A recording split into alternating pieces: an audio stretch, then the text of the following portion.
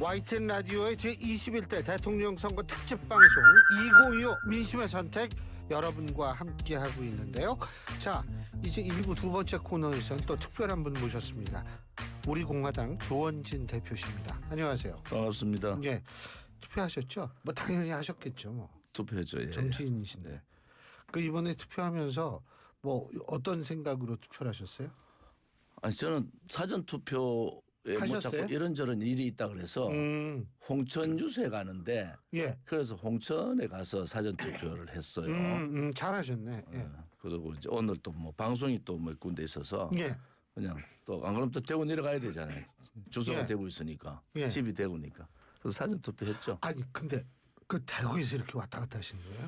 뭐 서울도 있고 서울은 그냥 자취하고 집은 대구에 있고 그렇죠. 아 저기 가족은 대구에 대구에 사시고. 있죠. 예, 예. 그렇군요. 대구. 야 그러시구나. 그거 몰랐어요. 근데 이번 대선의 의미에 대해서 얘기들 많이 하잖아요. 예? 우리 대표님은 어떻게 보세요? 정치인들이 잘못한 것을 국민이 고통스럽게 해결하고 있다 이렇게 보잖아요. 예. 뭐 윤석열 대통령 정부나 또 민주당의 이재명의 민주당이나 정치권이 잘못한 거잖아요. 그런데 이제 국민들이 양쪽으로 갈라서서 지금 노심초사 완전히 이제 반반으로 갈라서 있는 국민 여론이 갈라서서 선거를 치르는 결과잖아요. 결국은 정치인들의 잘못을 국민들이 그 잘못을 어떻게 판단할 건지 그게 이제 이번에 대선이잖아요. 근데 이 대선이 과거로 가느냐 미래로 가느냐 이게 선거 때마다 그런 얘기들이 있었는데 이번 대선만큼 그 국가가 위급하다라는 생각을 그렇게 많이 해보지 않거든요. 이번이 정말 이렇게 극단적인 상황들이 올 수밖에 없었다라는 것이 굉장히 안타깝습니다.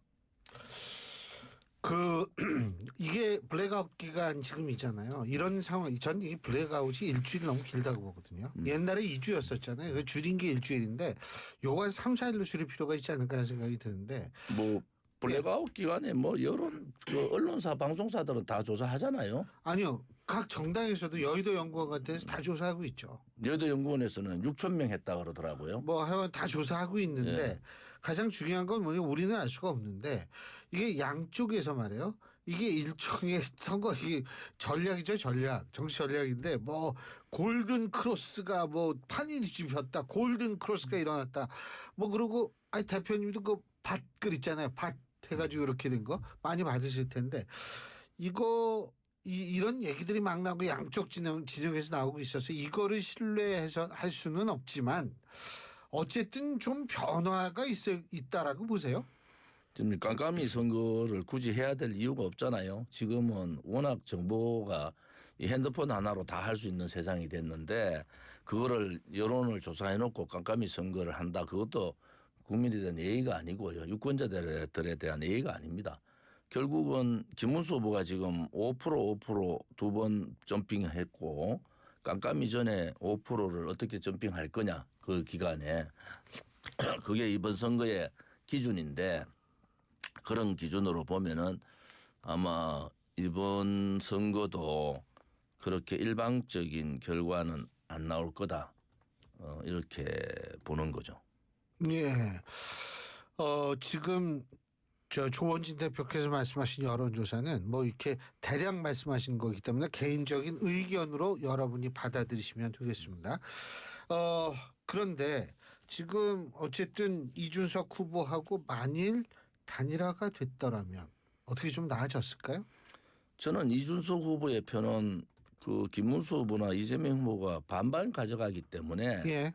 당락의 문제는 없다. 저는 그래 계속 얘기를 했고요. 또 이번에 이준석 후보가 뭐 기준으로 한 10% 선을 계속 이렇게 나온 게 많았잖아요. 예. 그런데 그 3차 토론 이후에 한 3, 4%가 안 떨어졌겠느냐. 예. 기준으로 보면은 그러면 이번 선거의 단일화의 가장 피해자는 이준석 안 한 피해자는 이준석이 된다. 저는 그래 보고요. 피해자가 된다. 왜냐하면은 단일화 했을 때 명분은 있는데 이제 10%를 못 얻었을 때 이준석의 정치는 굉장히 험난한 길을 갈 수밖에 없는 상황이 온다. 예. 이래 보고요. 왜 제가 10% 미치라는 얘기는 10%를 기준적으로 잡아서 가장 그거 할 경우에 10%였는데 이게 이준석 후보한테 불리한 상황들이 요 며칠 상간에 벌어졌지 않습니까? 거기에 떨어지는 몇 프로들이 저는 뭐 대강 3, 4%제 예측으로 그래야 하는데 그 표가 어디로 가느냐. 그게 지금 굉장히 문제가 된 거예요, 지금요. 그래서 그런 부분들을 표를 분석해 보는 사람들은 대강 이제 뭐 투표율을 보고 뭐 지금 뭐 호남 투표율이 조금 높고 20대 비해서 예. 그 영남권이 좀 낮단 말이에요. 예. 뭐 1% 2% 정도 낮게 나오는데 뭐 사전 선거 비율이 낮았기 때문에 영남권의 선거 비율 투표 비율도 저 20대 선거 정도는 예. 갈 거다. 이런 예측들은 해보죠. 그런데 결국은 이 표라는 게 뭐 어느 선에서 양강에 지금 예. 뭐 까보면 알지만 일강 일중이 아니고 양강구도다. 양강구도인데 그렇게 차이가 없이 당락이 결정되는 거 아니냐. 뭐 이런 예측을 해볼 수 있습니다. 예. 좀 전에 조원진 대표께서 말씀하신 여론조사 찾았습니다. 한국갤럽이 뉴스원 의뢰로 지난 5월 25일부터 26일 양간 전국 18세 이상 1,005명을 대상으로 실시한 전화 면접조사고요. 자세한 내용은 중앙선거 여론조사심의위원회 홈페이지를 참조하시면 됩니다. 이게요. 안 하면 이거 걸려요. 이거 그래가지고 이 여론조사 나면 이제 정신이 야 이거 어디 있지 이거 찾고 있는데 자 아까 이로 돌아가서 투표율이 높으면 누가 유리합니까? 지역에 따라 다릅니다. 지금 아니, 전체 투표율이 높으면 전체 투표를 볼 수 없는 게 지지층이 많은 쪽에 투표율이 높으면 그 후보가 유리하고 지금같이 예를 들어서 호남 투표율이 높으면 이재명 후보가 유리하고 영남 투표율이 높으면 김문수 후보가 유리하다. 이런 기본적인 틀은 있잖아요. 네. 그래서 전체적인 투표율이 지금 보니까 20대 선거 정도는 나올 것 같아요. 77.2%. 예, 지금 4시 기준이 71.5니까 4시간 남아 있으니까 이제 그 정도 선은 가겠다. 그 정도 선은. 그러면 그 누가 유리한 거예요? 뭐 그래 됐을 때 이제 지역에서 어느 정도가 투표율이 높은가.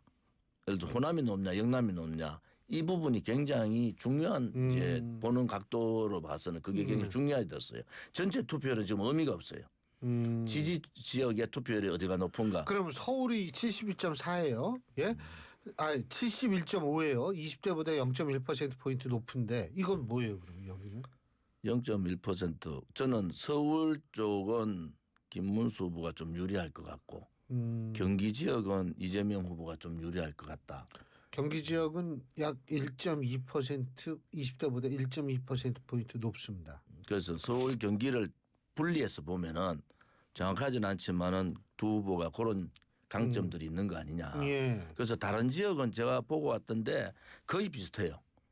거의 예. 비슷한데 호남 지역의 지지율이 좀 투표율이 좀 높고 영남이 좀 떨어진다. 요거는 확연하게 드러나는 현상이다 지금. 그 참고로 경북이 현재 71.1%, 이 대구가 70.4%, 경남이 70.1%, 울산이 70.9%, 부산이 69%인데 전북은 77.5%고 광주는 78.3%, 전남이 79.3%입니다. 전남이 전국에서 가장 높은 투표율을 기록하고 있습니다.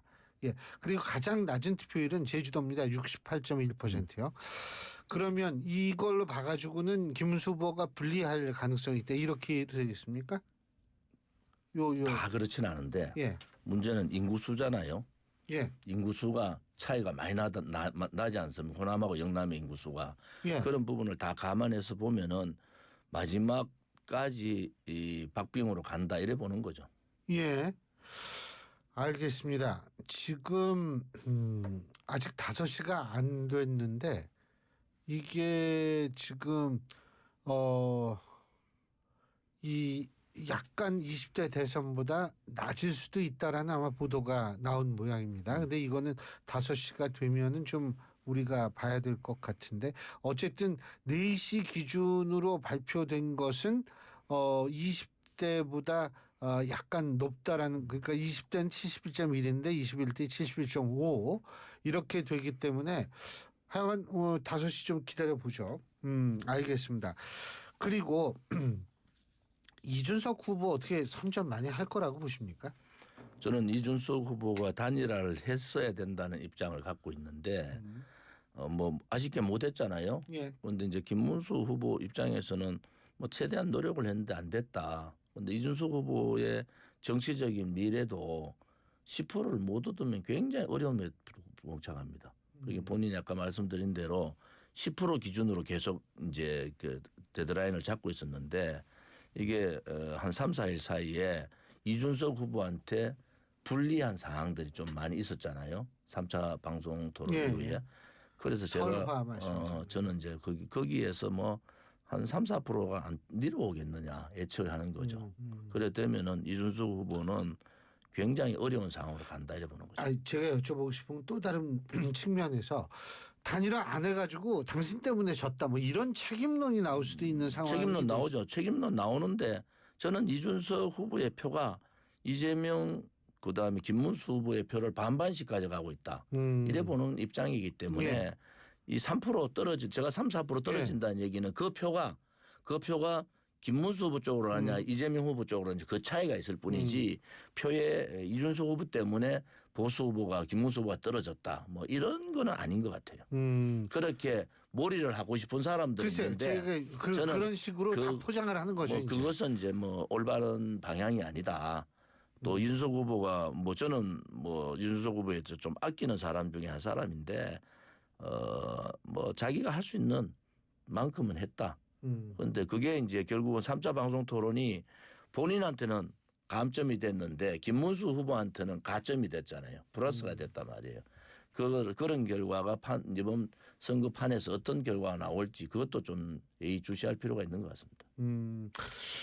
근데 그 지금 이준석 후보를 비롯해서 이른바 보수에 있어서의 재편이 필요하다라고 생각하시죠, 조 대표님도?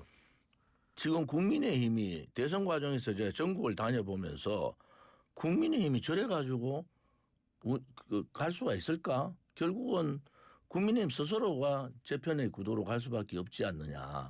끝나면은 바로 당대표 선거를 해야 되잖아요. 예. 뭐 늦어도 7월 말까지는 당대표 선거를 예. 해야 되고 8월이 더불어민주당이고 예. 제가 알기로 7월이 국민의힘입니다. 그러면 그래 따지면은 이번 대선 과정에서 벌어졌던 여러 가지 불협화음 하나로 가지 못했던 부분 그런 데 대한 책임론이 있다. 그 책임론은 뭐 저는 한동훈 쪽에서 그 책임론을 벗어날 수 없다 이래 보는데. 근데 그 하나로 갈 수 없는 것이 한동훈 전 대표의 잘못이다. 혹시 말해요. 그 멀쩡하게 경선 통과한 사람 한덕수 전 총리로 바꾸려고 한밤중에 소동 일으킨 거는 그거는 괜찮다고 보세요? 원래 소위 말하는 친윤, 예. 준윤은 그런 사람들입니다.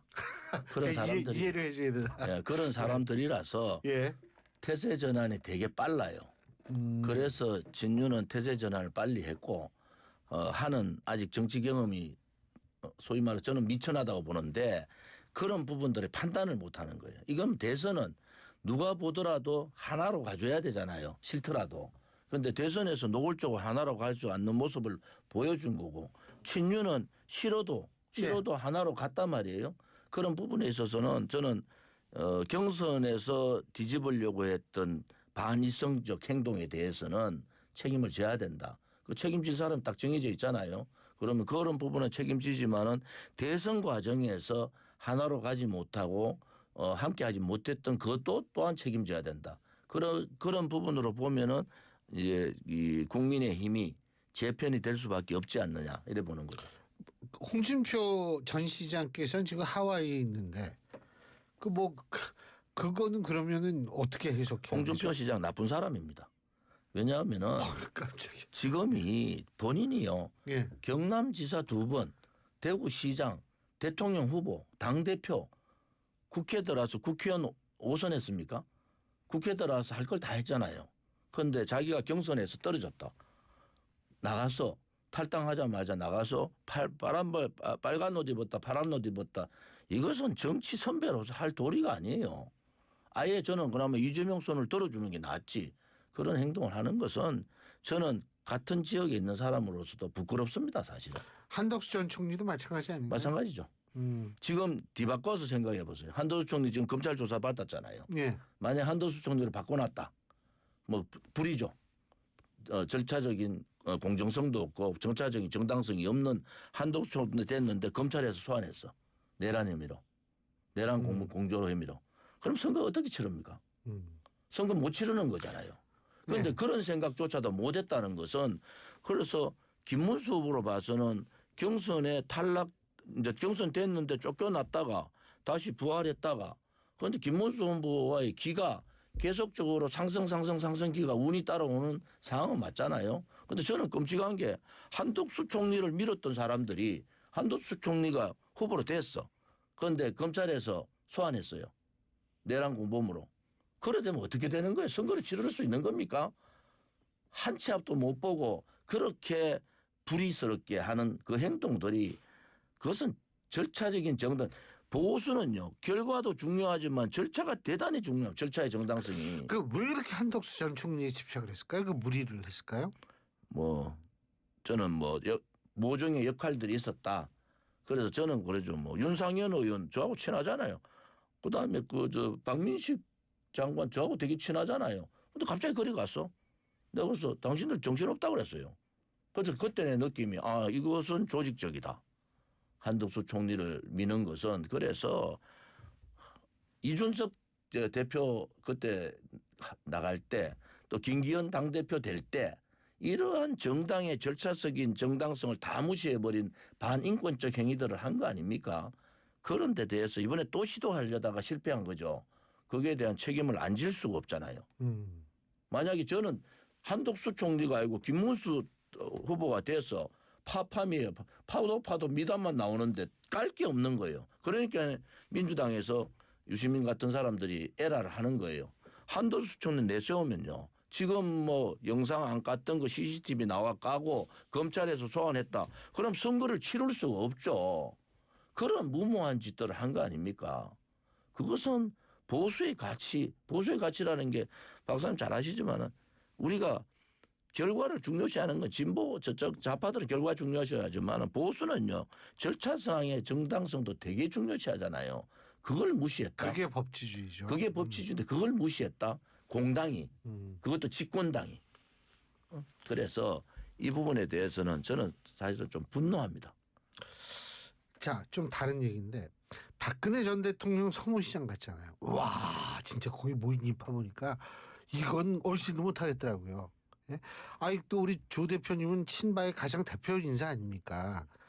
그런데 제가 궁금한 게 박근혜 전 대통령이 TK 지역의 영향력은 전 막강하다고 생각을 하거든요. 근데 왜 이렇게 투표율이 안 오를까요? 그게 덜 오를 거를 좀 더 올렸다 이래 보는데 그렇게 봐야 되나? 안 가셨으면 이거보다 더 안 나올 거는 TK 지역에 있는 분들이 예. 화가 많이 났죠. 예. 윤석열 대통령 압도적인 지지를 대구 경북이 해줬잖아요. 예. 그런데 이 사태가 벌어졌어. 예. 그다음에 김문수 후보가 그래도 영천이고 TK의 핵심 지역인데 그 후보를 뒤바꾸려고 그랬어. 국힘당이 싫은 거예요. 여기에는 이제는 국힘당 가지고 안 되겠다는 정서가 깔려 있는 거다. 예. 그래도 이제 막판에 지금 뭐 국민의힘에서 난리예요. 투표를 올리려고. 그래도 어쩝니까? TK 있는 분들 지금이라도 투표하러 가서 투표를 좀 올려야죠. 근데요, 한 가지만 더 여쭤보는 게 그 박근혜 전 대통령이요. 김문수 후보가 당선이 되는 이재명 후보가 당선이 되는 다음번 정권에는 박근혜 전 대통령 탄핵 문제를 다시 한번 이 조사를 한번 해봐야 된다라는 얘기가 있습니다. 윤석열 정권에서는 그게 불가능했죠. 근데 다음번 정권 필요하다고 보십니까? 저는 뭐 자연스럽게 그래 안 되겠습니까? 예. 이제 김문수 후보는 이미 그 얘기를 했고 예. 이재명 후보가 되면은 이재명 후보의 가장 약점인 그런 부분들을 통합이라는 명목으로 가기 위해서는 그래 할 거다 이렇게 보는데 뭐 지금 여러 가지 상황에 대한 예우들이 재산 다 뺏기고 나머지 아무런 것도 못하게 이제 돼가 있는 상황에서 그것을 다시 정상적으로 해드리는 것은 맞다 이래 봅니다. 아니 그게 진짜 그런 얘기들이 있어서 제가 한번 여쭤본 거예요. 이게 필요하다라는 얘기도 있고 그래서 여쭤본 거고. 자, 그 김용태 비대위원장 윤석열 전 대통령 탄핵 당론 무효화제 이랬다가 지금 윤석열 반발하고 있는데 이거 당권 경쟁으로 봐야 되나요? 짧게 말씀해 주시죠. 당권 경쟁 맞습니다. 당권 지금 맞습니다. 이제 오늘 예. 내일 발표난 날부터 이제 당권 경쟁이 본격적으로 들어간다. 예. 그런 거를 저희들은 예의주시하고 있습니다. 알겠습니다. 자, 오늘 말씀 잘 들었습니다. 고맙습니다. 예, 지금까지 우리공화당의 조원진 대표였습니다.